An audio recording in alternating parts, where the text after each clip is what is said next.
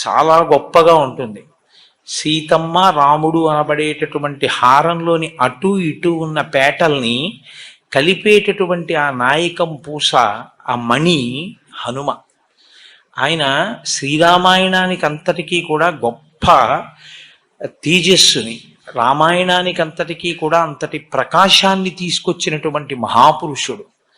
అసలు స్వామి హనుమ పేరు చెప్తే చాలు, బుద్ధిర్యశో బలం ధైర్యం నిర్భయత్వం అరోగత అజాడ్యం వాక్పటుత్వం చ హనుమత్ స్మరణాత్ లభేత్.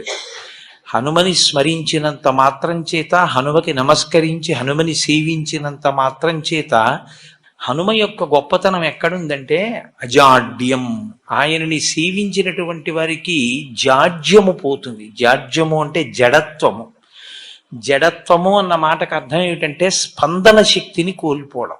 శ్రీరామాయణంలో రామచంద్రమూర్తిగా